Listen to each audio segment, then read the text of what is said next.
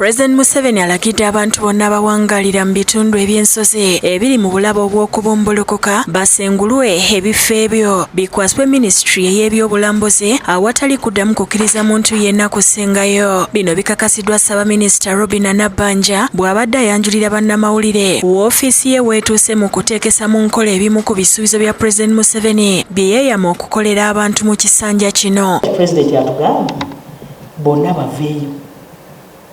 Oba ofunye ssente bw'oba oyagala okusasula tukusasule, oba toyagala kusasula ebyo bibyo, ebirala tujja kubiteesa ng'abantu balamu.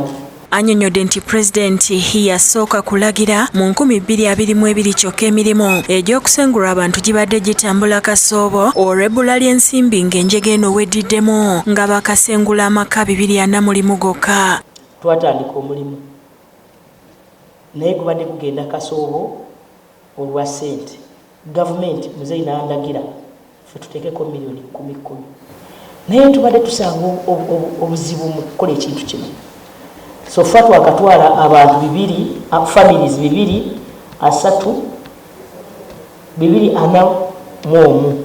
Nabbanja agambye nti woofiisi ye yakutuuza olukiiko bukubirire ne Ministry ey'ebyensimbi n'ey'eby'ettaka okusalawo obunene bw'ettaka erigenda okugulibwa okusengulirwako abantu nga bakusooka n'abo abali mu nsozi okuli olwa Elgon ne Rwenzori mu bitundu by'e Kasese. Tugenda kuteesa gavumenti esobole otuwa ssente miliyoni 10 ne tugenda okuwa abantu betusengula tusobole okubajja mu bifo gye bali.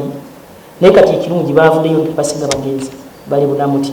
Annyonnyodde nti waliwo ettaka lye baali baalaba naye baafunye okusoomoozebwa olw'abantu ab'okusengulwa okweyongera oluvannyuma lw'amagombolola amalala 6 e Bulambuli okuggyamu ennyafa ng'essaawa yonna ettaka liddamu okuziika abantu. Tulina lye tumaze okukwatagana nalyo naye kati be tubadde tubalirira balabika beeyongeddeko kubanga kati amagombolola agamu agali ene Bulambuli nga Soti gali 6 geegaseeko kubanga olunyanfa olwaviirako kiri okubumbulukuka lugaziye. Basuubira buli maka ganaabeera gasenguddwa ng'akuweebwa obugazi bw'ettaka lya yiika 2 oba siringisa obukadde 10. Yatulagira buli muntu tumuwe yiika 2 naye ate bwe tukuwa ssente oyinza okugenda n'otandika edduuka ali. Alaze okunyolwa nti bazze bawa abantu ssente okusenguka kyokka ne beebuzaabuza ate abalala ne bawubisibwa bannabyabufuzi abawoza nti tebaagala balonzi baabwe kusengulwa. Naye nga tusanga obuzibu omuntu afuna ssente ate n'agamba ye tagenda ate n'addayo ebintu bwe bityo. N'abakulembeze abamu abatali bonna abatono nga bagamba nti obululu bwabwe bugenda. Obululu ate on'obufuna ng'abantu bafudde. So tusaba abakulembeze bannaffe ab'ebitundu ebyo ebya Mount Elgon ne bakkirize tutambulire wamu.